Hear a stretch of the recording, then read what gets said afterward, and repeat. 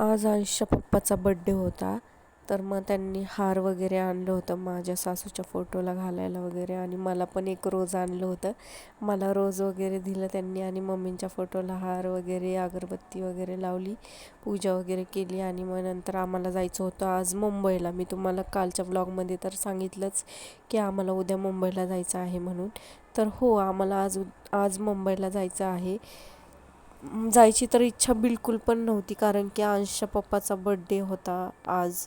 आणि खरंच खूप जास्त वाईट वाटत होतं की आम्हाला मुंबईला जायचं आहे.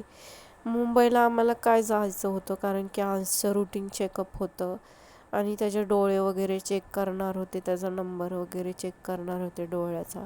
त्याच्यासाठी आम्हाला जायचं होतं आणि खूप महत्त्वाचं असते त्याची ट्रीटमेंट. त्याच्यामुळं आम्ही ती कधी स्किप करत नाही. आम्हाला जी डेट देतात त्याच डेटला आम्ही हॉस्पिटलमध्ये जातो म्हणजे जातोच. तर आज अंशच्या पप्पाचा बड्डे होता, पण तरी पण आम्हाला जायचं होतं. खरं तर मनापासून इच्छा नव्हती मुंबईला जायची, माझी तर बिलकुल पण नव्हती इच्छा.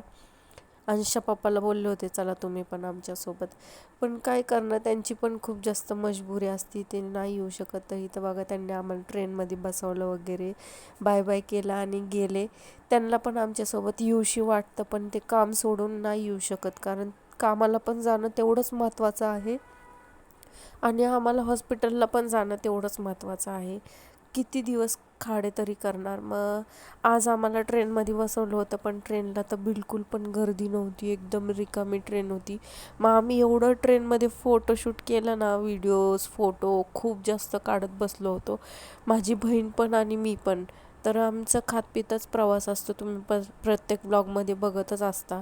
तर मग मला त्या शेंगा खूप जास्त आवडतात, शिजवलेल्या पिवळ्या शेंगा खूप छान लागतात, म्हणून मी घेतेच ते प्रत्येक वेळेस ट्रेनमध्ये आल्यावरती. आणि मग आम्ही मुंबईमध्ये पोचल्यावरती मग आम्ही उतरलो आणि मग लोकल पकडली.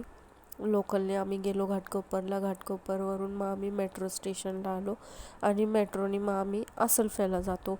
तर असा आमचा प्रत्येक वेळेसचा प्रवास असतो, तुम्ही माझे ब्लॉगिंगमध्ये तर बघतच असता. आम्ही असंच जातो प्रत्येक वेळेस. खूप आमची धावपळ होती, पण आम्हाला जाणं खूप महत्त्वाचं आहे आयुषसाठी. त्याची ट्रीटमेंट एवढी महत्त्वाची आहे ना, ती आम्हाला कंटिन्यू घ्यावीच लागते. तर उद्या तुम्हाला त्याचं हॉस्पिटलचं पण ब्लॉग बघायला भेटेल. तर मग नंतर आम्ही आलो इथं असलफ्यामध्ये, आणि असलफ्यामध्ये आल्यावरती मग माझी सिस्टर आम्हाला घ्यायला आली होती. मग आम्ही पाणीपुरी वगैरे खाल्ली. तर असा होता माझा blog. Thank you so much watching. Bye.